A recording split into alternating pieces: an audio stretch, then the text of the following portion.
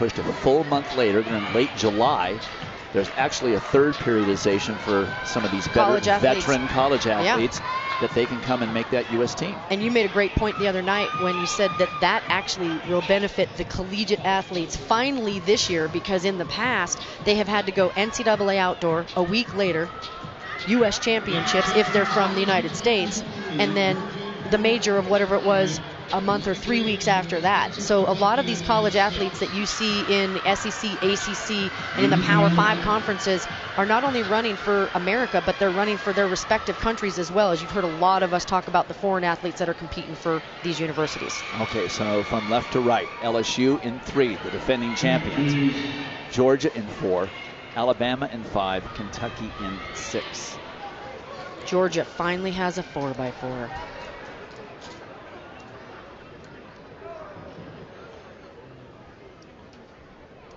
This is Rachel Misher on the leadoff for LSU. Micaiah Ransby for Georgia. Takira Roberson for Alabama. And Faith Ross for Kentucky. She was 5th in the 60-meter hurdles earlier in the meet.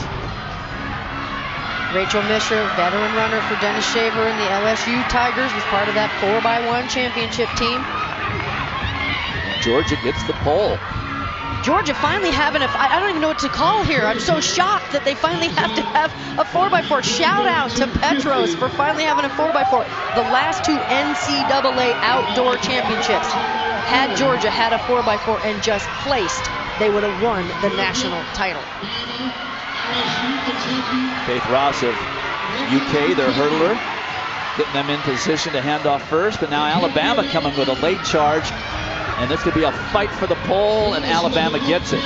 And in this race is just so fun. There's an extra gear you find when you're running a 4x4. Katie Funchen, the junior from Alabama, being chased by Chloe Abbott of Kentucky. And for LSU, that is Milan Young. And Georgia dropped all the way back to 4th. That's Sterling Lester. Chloe Abbott puts the Wildcats in front. Chloe Abbott, you know who she reminds me of? Look at her running style. Who does she remind you of? Allison Felix. Oh, right, absolutely. She has got Allison Felix, and we all adore her, and congratulations on her new baby that she just had. But she was called Bird Legs growing up because she was so skinny. But Chloe has that same running style. No, you're absolutely right. That's Allison Felix style. And she will hand off to Masai Russell, their freshman, with a nice little lead here. Got about a 20-meter, 25-meter lead. LSU in second with Britley Humphrey.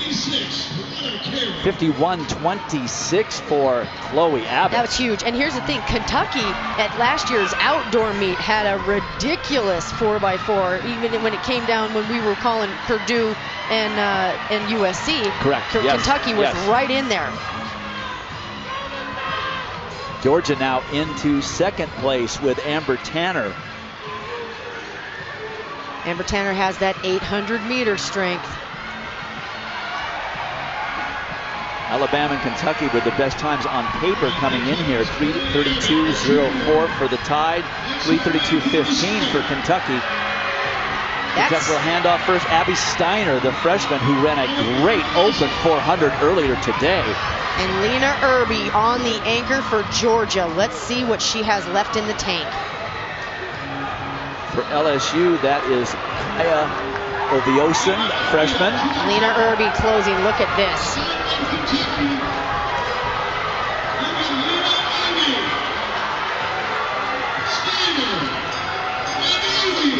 Irby and Georgia taking the lead with 1 lap remaining.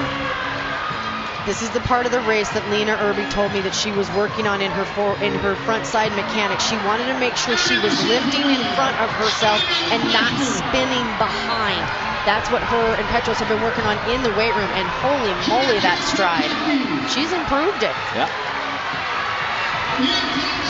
So Lena Irby bringing Georgia home first in the second section, and a season best for the Bulldogs of 3:31.97.